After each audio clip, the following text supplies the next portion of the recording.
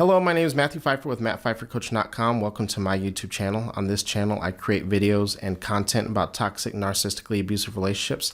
And if you have a question that you would like for me to answer, make sure you send it to justaskmatt at MattPfeifferCoach.com. Again, that is justaskmatt at MattPfeifferCoach.com.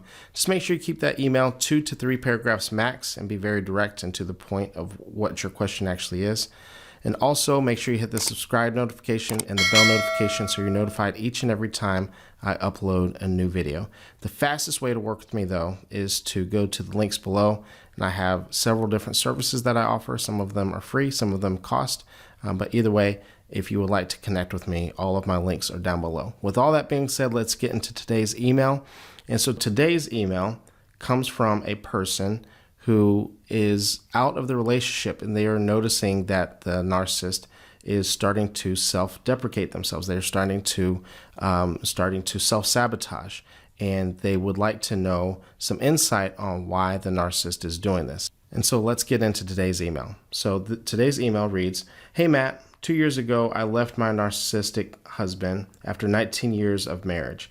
The struggle has been ongoing, but lately I've noticed that the man who once only cared about how others perceived him is now doing the opposite and seems to be purposely tarnishing his own reputation. This is more common than what people might think." So this email continues, "I'm fascinated by this and am wondering if this is something that happens often or maybe just a part of a large-scale smear campaign to show everyone else how I ruined his life. Just wondering if you had any insight." Yep, so I have a lot of insight on this.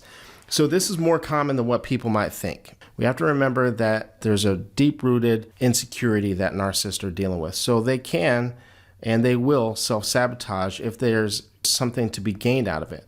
So there's a couple of things that could be gained out of a narcissist self-deprecating and self-sabotaging their life.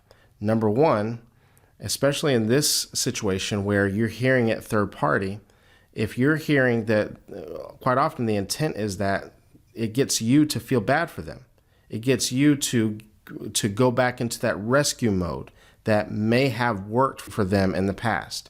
Because we have to remember, there's two people, and typically in a relationship, you're obviously not in a relationship with them anymore, right? But when you were with them, you want to think about this. For those of you who are watching this and you struggle with codependent issues and you struggle with people-pleasing behavior, one of those elements and one of those symptoms is the need to rescue others. To be rescued, the desire to be rescued, but also to rescue others. So if he's sending messages, even if it's signals through other people that his life is not going very well, in the past you may have found yourself reaching out, feeling like you needed to rescue, feeling like you needed to take care of everything. So it's a way to kind of suck you back in. Part two to that is that regardless if that works or does not work, you will be the blame for it.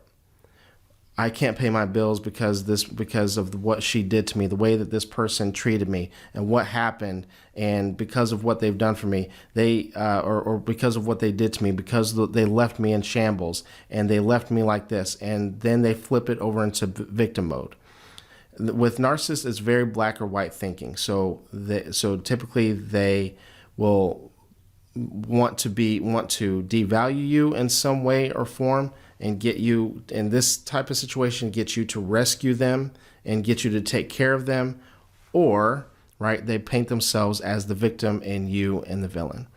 So thank you very much for writing in, and anyone else who would like for me to answer a question for them, make sure you send it to justaskmatt at MattPfeifferCoach.com. Again, that is justaskmatt at MattPfeifferCoach.com. So make sure you keep that email 2 to 3 paragraphs max, and you're also very direct and to the point of what your question actually is. With all that being said, thank you very much, and I will see you in the next video.